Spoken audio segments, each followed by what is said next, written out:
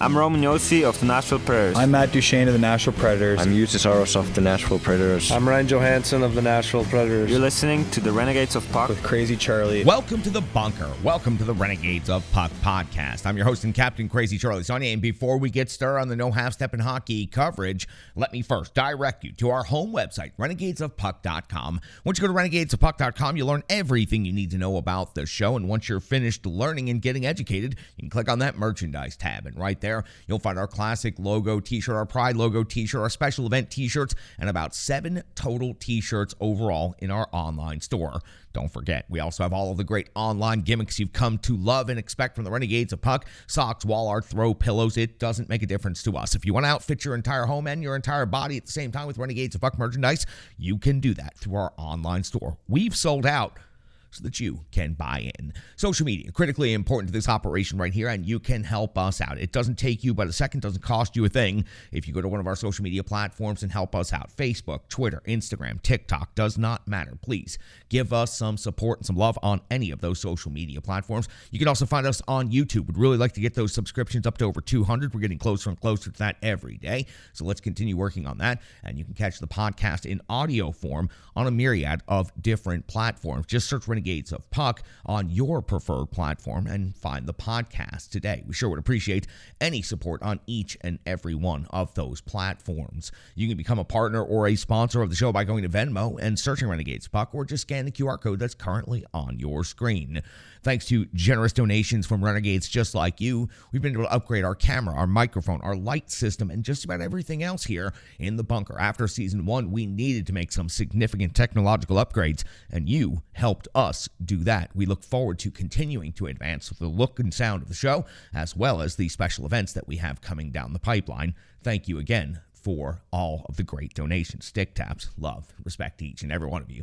Now it's time for me to deliver the No Half Step in Hockey coverage, so let's get to it and let's deliver the goods. It's operation number 680 for the Renegades of Puck. That's right, show number 680. And we were delayed by a couple of days there due to something quite unexpected when it comes to the Nashville Predators. The Nashville Predators, due to a broken water main at 5th and Broadway, were unable to play their last 2 games, so the rest of the Central Division has moved on, and we'll get you caught up on those standings, and then we'll get you all set up on everything that's going to happen with the Nashville Predators moving forward. At this moment in hockey history, the Nashville Predators currently find themselves in 6th place in the Central Division after 20 games played on the season. They have a record of 9-9-2. They have 20 points overall. 20 points put them 8 points behind the first place Dallas Stars, puts them 7 points behind the second place Winnipeg Jets. Colorado Avalanche are in 3rd place and 5 points ahead of Nashville. St. Louis is in 4th place, and they are 2 points ahead of Nashville, just like Minnesota, who is in 5th place. The Preds now have played 20 games on the season, and that is tied for the least amount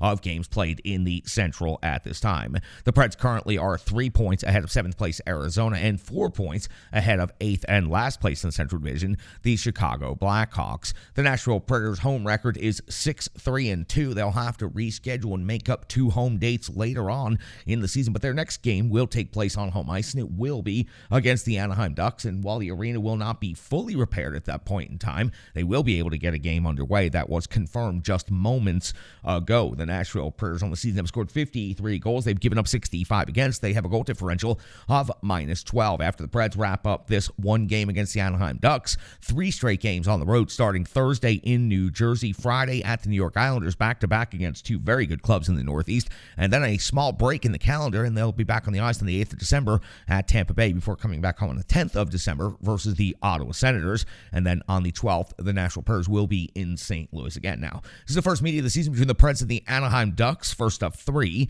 these 2 teams will meet again on December the 30th, when the Preds will be in Anaheim for the first time this season. Then again on March the 12th, when the Preds will be in Anaheim for the second and final time this season. Now, the Anaheim Ducks are literally the worst team in the NHL, and I have the evidence and the stats to back that up. A record of 6-15-1 on the season, 13 points. They are 8th and last in the Pacific Pacific Division. They have a road record of 2-9-1. They have a goal differential of -36. And taking a look at just their most recent stretch of last 5 games, going back to November the 19th, it was a 6-2 loss at the St. Louis Blues, followed up by a 3-1 loss at the St. Louis Blues. So a back-to-back in St. Louis, lost both of those games.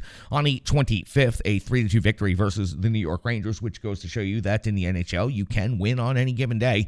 On the 25th of November, a 5-1 loss versus Ottawa, and most recently a 5-4 loss versus the Seattle Kraken. The major problem for Anaheim in that game was that Gibson, 14/19, left the game injured, is now listed as day-to-day, is on the trip to Nashville, but no word on if he is going to be available to play in that game. For the Nashville Predators, they also have some injury situations. Trennan, with this opportunity to have a couple of extra days off, could be back in the lineup. He's been listed as day-to-day now for the last week. Borowiecki, still no update on him. He is on injured reserve. Now, when it comes to the NHL rankings and the stats between these two teams, there is very little that is going to impress you, except for the fact that I had to write 32nd a number of times, and I haven't had to write that so many times, so it was tripping me up a little bit while I was writing.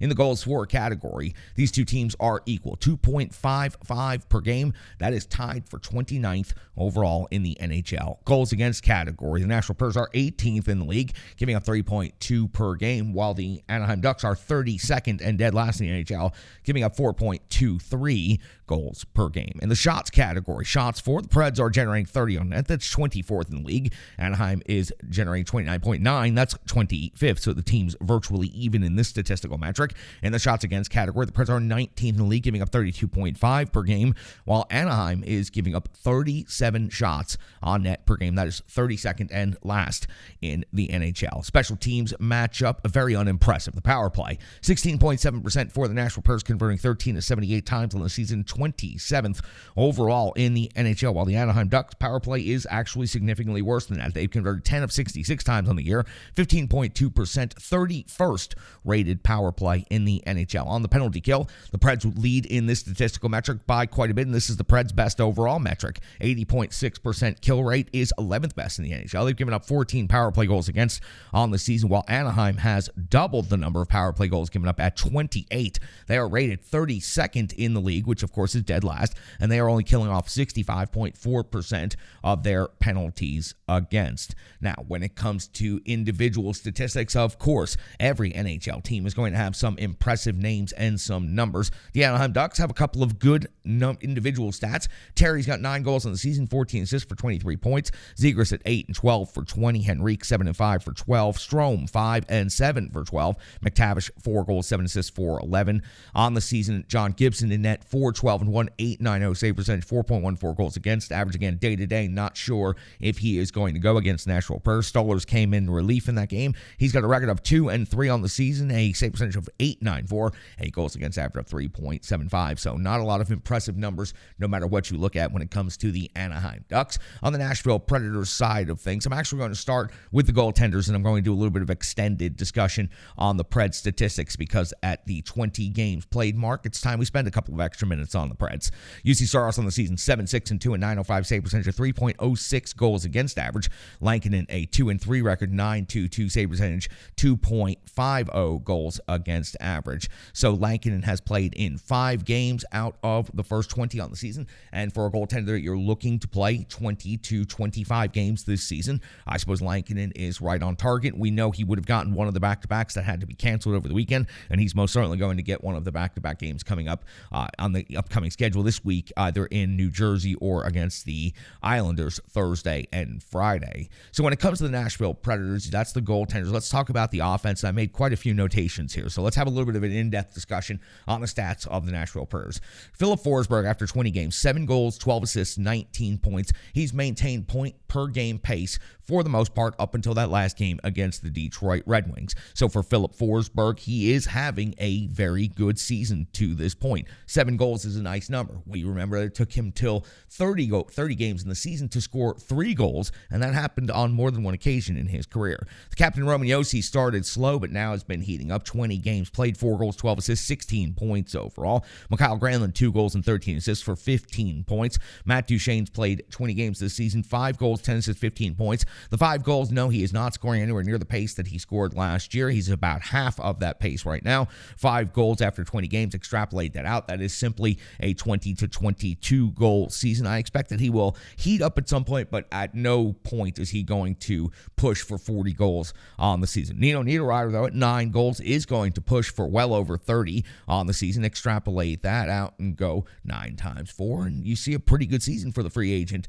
Nino Niederreiter. 11 points overall, only 2 assists on the season, but his role is to go to the net hard and clean up, and that's exactly what he has done so far this year. Ryan Johansson hasn't gotten nearly enough talk. He's having a fairly consistent season, 5 goals in 20 games, 6 assists, 11 points overall, and he's been near the top of the NHL in face-off winning percentage all season long. We go down below that, and there are no more Nashville Predators, only 6 in double digits in points. McDonough's at 6 points, Ekholm is at 6 points, and then you start to get into some of the forwards who I'm going to get into more discussion here in just a second, who are somewhat disappointing on the season, but you got to point out Parson as far as the positive goes. 6 games skated as a Nashville Predator, 3 goals, 2 assists, 5 points on the season at this point. Now, I mentioned Forsberg, 19 points in 20 games, not bad. I could be better, and this is the one place where Philip Forsberg could be better. Only 1 power play goal in the season. The Nashville Predators power play is 27th in the NHL, and when you have a 40-goal scorer on your number 1 power play unit, as a matter of fact, you have 2 40-goal scorers from last year on your first power play unit,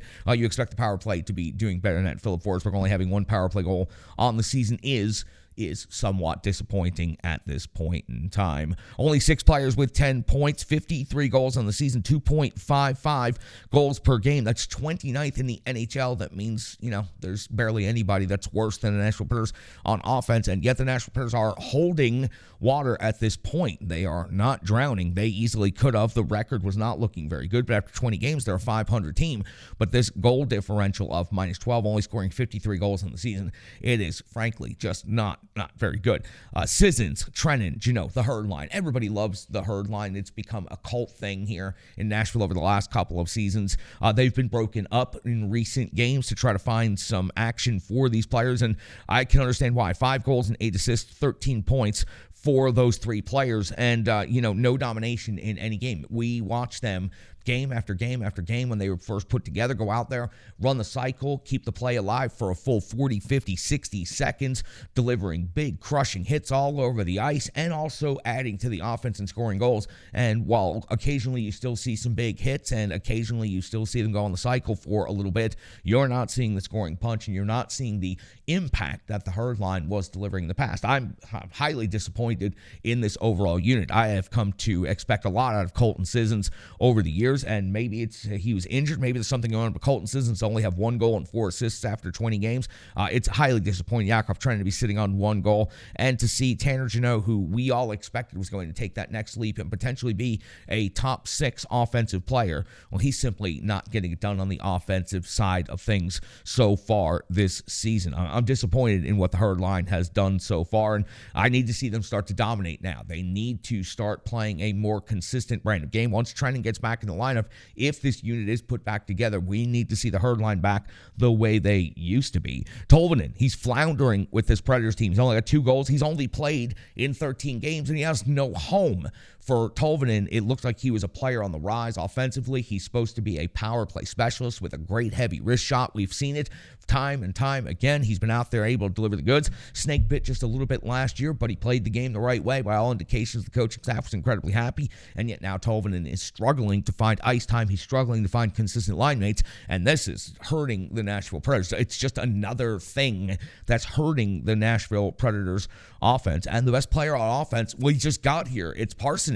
There's no doubt about that. Nobody on the Nashville Predators offense has looked consistent. Philip Forsberg, with the number of points he has, you can say that he's been consistent, but he really hasn't looked consistent out there. He's looked like a player that's just about ready to break out, but he's looked like that same player ready to break out for weeks now, while Parson has come in and immediately paid off. If it wasn't for Parson coming in, the Nashville Predators, I don't know where they would have been after that homestand record-wise. He's really come in and helped turn the ship around, but can he single-handedly turn the offense around? No, he cannot. It's going to take a full team effort. It's going to take a lot of players. And somehow this is still a 500 team, though. I've mentioned so many negatives in the last couple of minutes about individual players underperforming, about high-skilled, high-end players not living up to the expectations we had from this point in the season, that the Predators failing in almost every offensive metric and category, being 29th in the league, 27th in the league, 24th in the league. It's not good enough when you're in the bottom third of the league, but still a 500 record, still only 2 points from being in fourth place in the Central Division, and that's with the last couple of games having to be postponed because of a water main break at your arena. For the Nashville Predators, they're a lucky team to still be at 500, and they've got a whole lot of work to do, and they need to start turning the offense around, and some of these individual players really need to pick things up. And I'm just going to go ahead and throw one more in.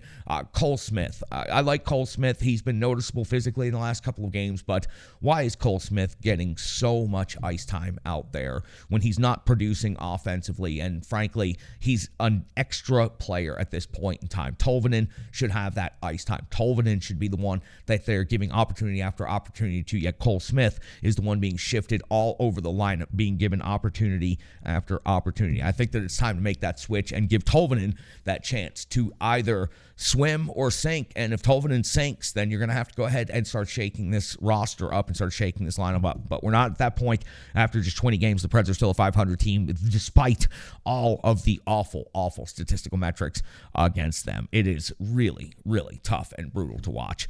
All right, that gets you all set up for the Nashville Predators versus the Anaheim Ducks. It's a game that the Preds simply have to have. It's the last place team in the Western Conference. It's one of the worst teams statistically overall, and the Preds have an opportunity to collect 6 points this season against this team, the first two coming up at Bridgestone Arena. And after a couple of days off, there should be no rest versus rust. It's only been a couple of days. It was only 2 games, and it was a back-to-back, so the Nashville Predators should be primed and ready to get back on the ice, and hopefully they're fired up and ready to go, because look, they need to come out and put on a good show. They missed and lost out on the entire Thanksgiving home revenue when it comes to 2 of the 3 dates that they had on this homestand. That is a tough weekend to lose out on the business side of things, and on the building your fan base and building up your out-of-town fans, because a lot of people had tickets who were here visiting, and a lot of tourists were in town for the Thanksgiving weekend. That is a really, really tough on the business side of things. But for the players, it was simply an extra couple of days off, and they were able to continue practicing. We have a number of rinks here throughout the Middle Tennessee area, and the Preds were able to continue being out there on the ice. So let's move forward. Let's get back on the ice and let's get this season back underway. Preds versus Ducks. That's got you all set up. Now it's time for the Rebirth Sports full game recap. Rebirth Sports. Check out their work, rebirthsports.com. You can see right here, I'm wearing the Renegades of Puck home jersey, and of course I'm repping the home jersey right now. After what we've been through here in Nashville in the hockey scene the last couple of days, the crew over at Bridgestone Arena done an incredible job of getting everything put back together, at least enough to play some hockey. Well, Rebirth Sports, they can help put your hockey operation together. They're not just jersey makers, they're hockey tailors. They can take your visions and make them realities. Check them out on social media, Facebook, Instagram, and Twitter. Rebirth Sports. It's rebirthsports.com. Great partners, great people, and I sure do appreciate them. Stick taps, love, and respect to everyone at the crew at Rebirth Sports. Now, let's go back and take a look at the last 2 games and the full game recap of those last 2 games. Here it is.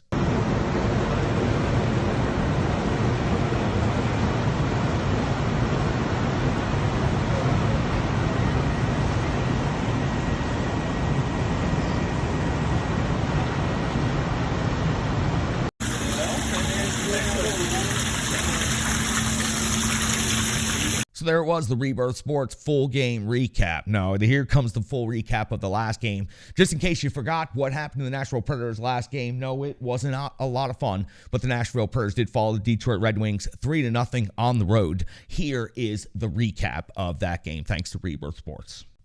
Now let's go back and talk about John Hines and his line deployment from 11/23 of the year 2022 when the Nashville Predators were in Detroit for a 1-game road trip against the Detroit Red Wings, first meeting of the season between these 2 classic Central Division rivals from all those years ago. Forsberg, Parson, and Granlund make up your first line. Gino, Sissons, and Duchesne your second line. Smith, Johansson, and Niederreiter, Jankowski back in the lineup. Glass and McCarron your D pairings. McDonough and Yossi on the top pairing again. Ekholm and Carrier, Luzon, and Fabro 0. Lankinen gets the starting net for the Nashville Predators. We're 2:42 into the first period, and Carrier breaks up a 2-on-1 with the sliding block down on his belly. 4:32 of the first, Lankinen makes a save on Bertuzzi's redirect at the side of the net. Really big save right here early in the game.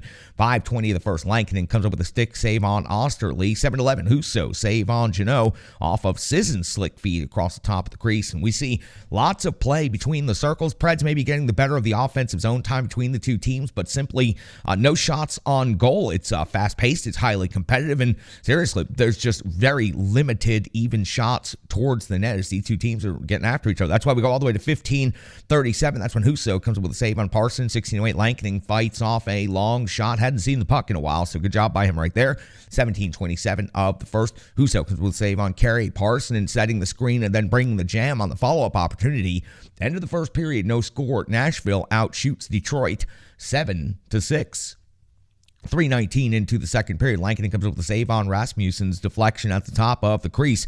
At 4:09, though, it's Larkin getting his 9th goal of the season, team leading for the Detroit Red Wings, giving the Wings a 1-0 lead. It was a wrist shot from the circle off of the rush. The Wings bringing the speed down through the neutral zone over the blue line, and Larkin just snipes in the inside of that far upper 90. 1-0 in favor of Detroit. 7:45 into the second, Husso comes up with a save on Yossi's long shot. Plenty of traffic in front, but it will not go. 7:34 of the second period, 7:54 of the second period. Seider goes to the box, 2 minutes for tripping. Don't know why I wrote 7:84, but that's clearly 7:54.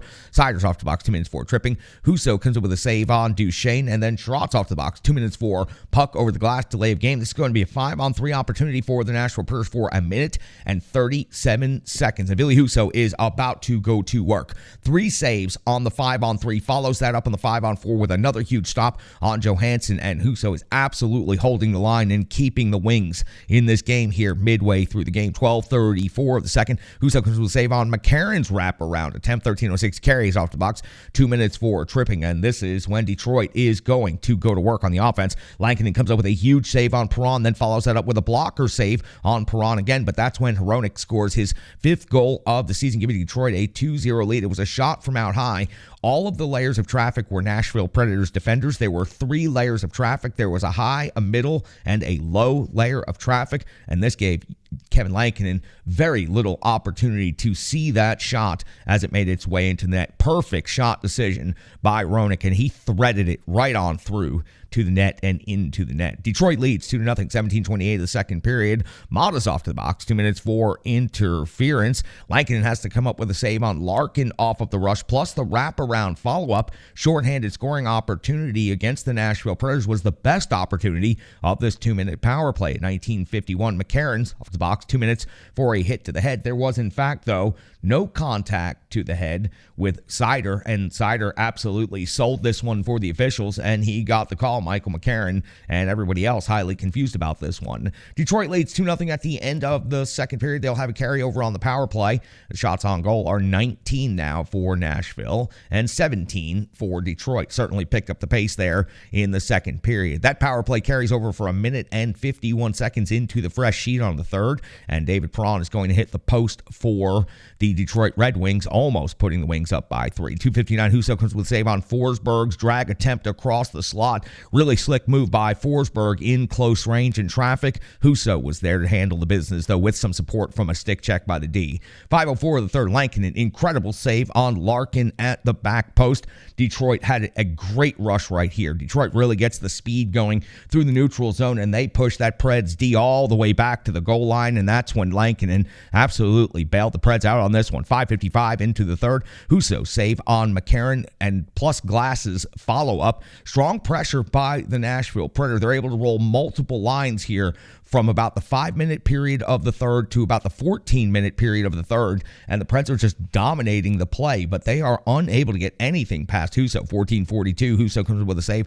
on Forsberg, and we go to the empty net scenario. 2:22 remaining, and frankly, this was the Nashville Predators' least amount of pressure in the third period. Preds did a good job until they got the extra attacker. They were unable to hold the line, hold the puck, and Detroit cashes in at 19:40. Rasmussen's empty net goal puts Detroit up 3-0, and also gives Detroit the shot advantage at the end of this game. Finishing the game with 29 shots on goal, the Preds finish the game with 28 shots on goal. They get shut out by their old nemesis, the Detroit Red Wings, on their one-game road trip. Their one and only trip they'll take to Detroit. They'll face off with the Wings one more time later in the season here at Bridgestone Arena in Nashville. But for the Nashville Predators, coming off a highly successful homestand, picking up 9 of 10 points, they had an opportunity to go on the road. And sometimes in these Eastern Conference games, you can at least pen in a 3-point opportunity. That was not to be had. The Detroit Red Wings certainly picked up the pace and the flow. A little bit slow for them to start in the first period. Second period, though, they started really using their skates, getting their legs under them, and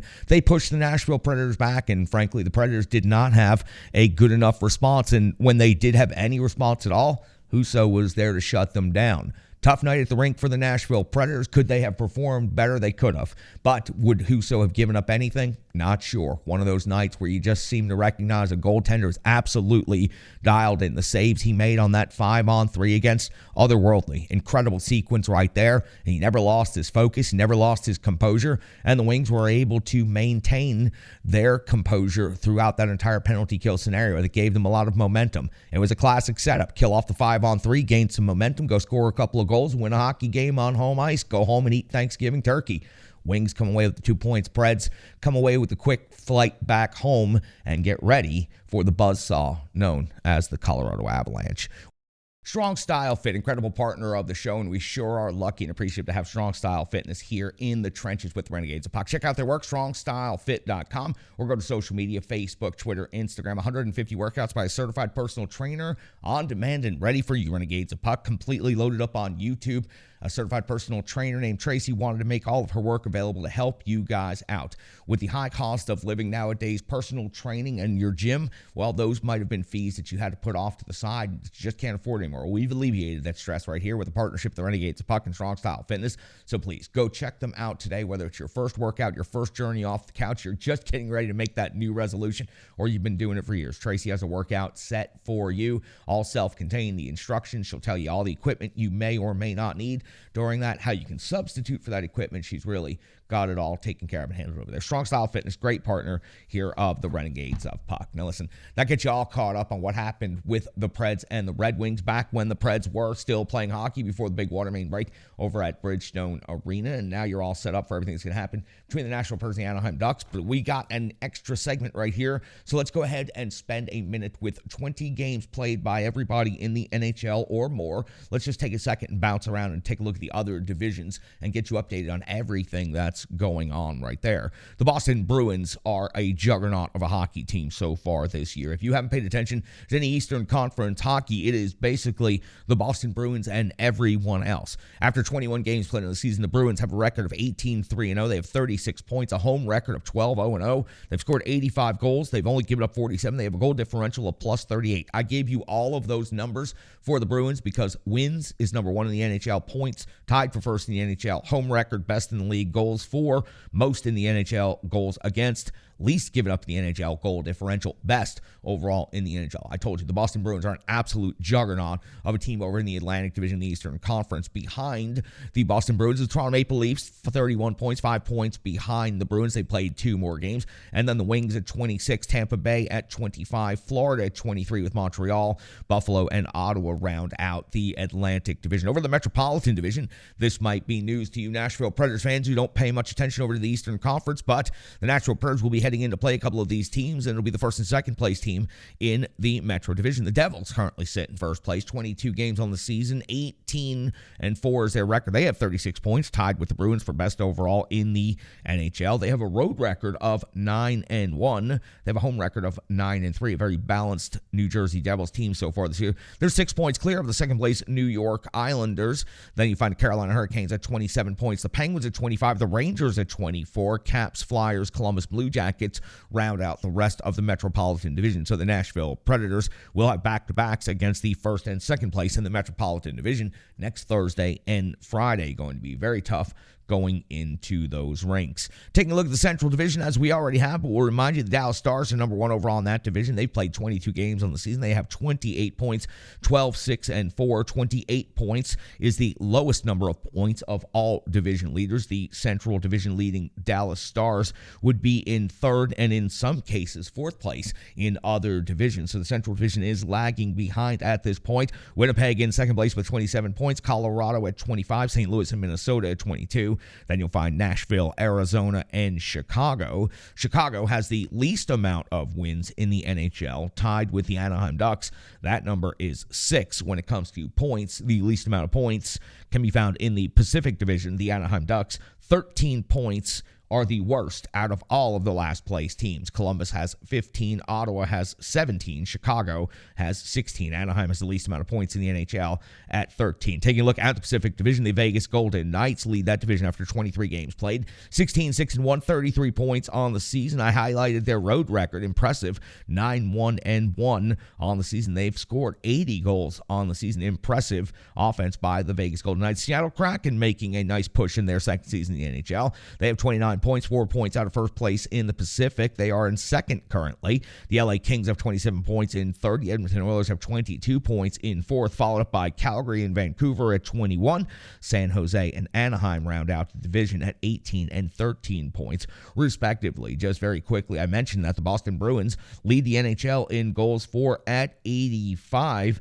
Goals for the least amount, though, is the Chicago Blackhawks at 52, the Nashville Predators 53, the Philadelphia Flyers also at 53. Goals against, Boston's only given up 47 on the season, while Anaheim has given up 94 on the season. I don't mean to chuckle, it's just kind of funny. And the goal differential, the Anaheim Ducks have the worst goal differential in the NHL at minus 36, while Boston plus 38 is the best goal differential overall in the NHL. So that goes to show you where we are in the rest of the league and the rest of the division races after the 20-plus game mark. We are already one quarter of the way through this NHL season. I cannot believe how quickly it is moving by. We'll be at the Christmas break before you know it, and then we'll be starting talking about playoff races.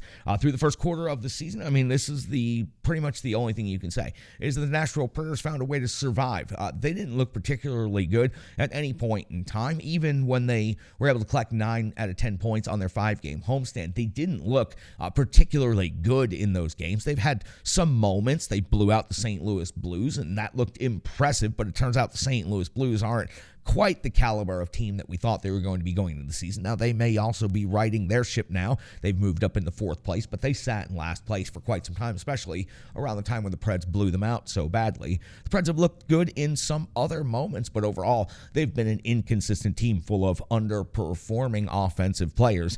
Defensively, they seem to have gotten their combinations now down together. McDonough and Yossi seem to be working out together. That taking away Ekholm and McDonough pairing has helped the Nashville Predators considerably, and now Ekholm is able to work with other defenders. Fabro is hopefully starting to turn that corner and continue developing, and Carrier, Luzon, these are all players that are hopefully going to continue improving for the Nashville Predators. Borowiecki coming back will be a big help if he's able to get back from injured reserve and from the concussion that he is dealing with. That would be good, but the Nashville Predators are able to find a way to survive. All that matters at the end of the day is the amount of points in the record that you have. 20 points is only good for 6th in the Central Division, but 9-9-2 after 20 games, it's not bad now. The Nashville Predators had a pipe break over at Bridgestone Arena. They've missed a couple of days. This hopefully will give them an opportunity to refocus and get themselves all set for the next stretch of hockey. A lot of top hockey coming up. You got the Devils, the Islanders, Tampa Bay, all coming up in the next 3 games on the schedule, all on the road. So the Nashville Predators found a way to survive. That's what they got to continue doing. They've got to now take that way of surviving and turn it into some momentum moving forward. They're not moving backward, but they're not moving forward. They're at 500. They're staying right in the middle. You got to start moving the momentum forward now as the season goes along. Hopefully they'll be able to do so. It will be a lot more fun to talk about more victories and losses here in the bunker. I want to tell you about one more partner before we head on out the door, Stripe Digital Solutions. Stripe Digital Solutions is an incredible business partner of the Renegades of Puck. Go to stripedigitalsolutions.com. You need a strong digital partner in the current world and the way business works. And trust me, that is Stripe Digital Solutions. When it comes to our website, when it comes to our social media and our brand building, that's where Brandy comes and helps us out the most. She's given me so many recommendations and so much great advice over the last couple of years that it's taken our operation into the next level. And believe me, more people are seeing and more people are hearing the show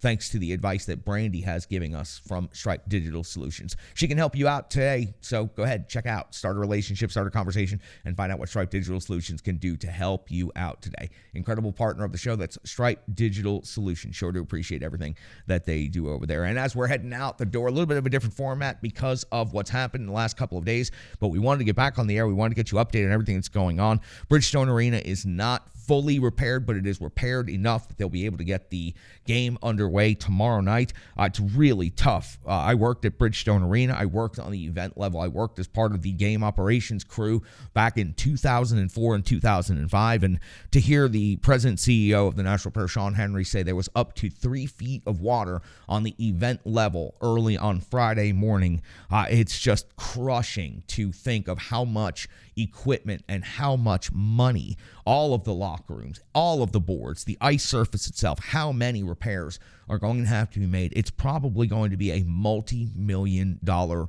repair job. And it was crushing.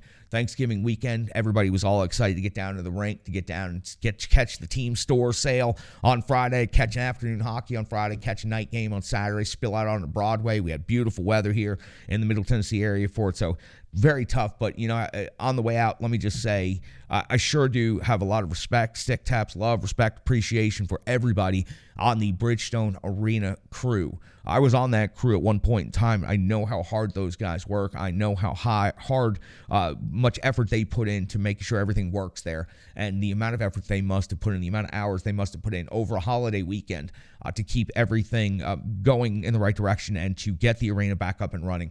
It's simply incredible. It's a story that we'll probably only know a tiny fraction of, but we should know the stories of all of the people and just how many hours they put in and what an incredible job the crew did over there. I mean, this is a really, really tough blow for Bridgestone Arena, for the Nashville Predators, and for the city of Nashville. I mean, we are very good at hosting and being a world-class hospitality and entertainment city, and to have a water main break, it happens to every city in the world, but to have that happen over a holiday weekend when we had tourism at a maximum and we had a lot of people set to go over to Bridgestone Arena for a game, really, really tough. And I hope that everybody comes out and is loud, proud, and strong, and really gives the crew at Bridgestone Arena a lot of credit. I'm rambling a lot, but they deserve the credit and they deserve respect, and I wanted to make sure I spent some time talking about them. Now, to wrap it up today, we'll have the recap of this Anaheim game, and we will preview what's going to happen Thursday in New Jersey. We'll get the Renegades puck all back in the trenches. We'll get everybody situated. Now that we know that the Preds are going to be back on the ice and it's back to business as usual, we'll be right back here in the trenches. Remember, you can always check us out. Full press NHL, full press Predators coverage right here from the bunker. I'm your host and captain, Crazy Charlie Saunier. Stick taps, love, respect.